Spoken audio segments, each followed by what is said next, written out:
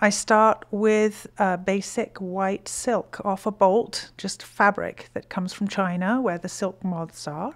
And then I dye it first. It might be one color or several colors. Then I fold it and I tie it with twine in tiny, tiny little pleats, lots and lots of winding and tying. Then I over dye it again, and then I have to heat it to a very high temperature, so I steam it or heat it in a vat or something, and then it has to dry for 2 or 3 days. So what I do is many, many processes building up layers of color and texture, and I unwrap it at the end like a Christmas present. I don't really know how it's going to turn out until that very final moment. I come from a very unusual background. I was a professional mountaineer and a mushing trainer, like a dog handler.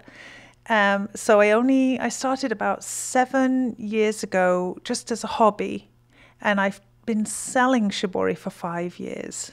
I actually had a winter off when I first married. I didn't have a job. Someone was giving a class on how to wind a pole. And we were making a mobile, I think. But in the pole winding, I could see this amazing engineering. And for me, I think the philosophical side of shibori and the engineering side of it, it's like origami. You fold the silk in these shapes and you make these amazing textures on top of the shapes. And so this engineering of cloth is what I think I do. The chemistry has been really, really challenging because you have to be a chemist to dye. You have to know about acid, pH, alkalines. You have to know about mordants and auxiliaries. All these things frightened me to death at first. Now, in fact, in the lower 48, I do a bit of traveling, sell my work, or try and get galleries to take an interest.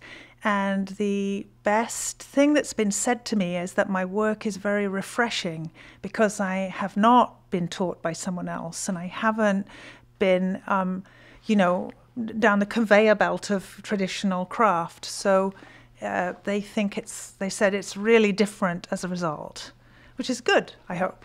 I was a mountaineer until really my body got kind of a little bit damaged and old.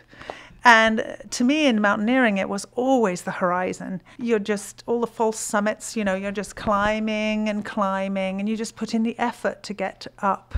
And then the minute you get to the point up, a new horizon appears and you're like aware of all this other stuff you haven't done yet. It's exactly the same with silk. It's like, whoa, look, I got it cracked. And you're like, whoa, now I could add this and do that with that. And what about all that other fabric and all the other silks and all the other colors?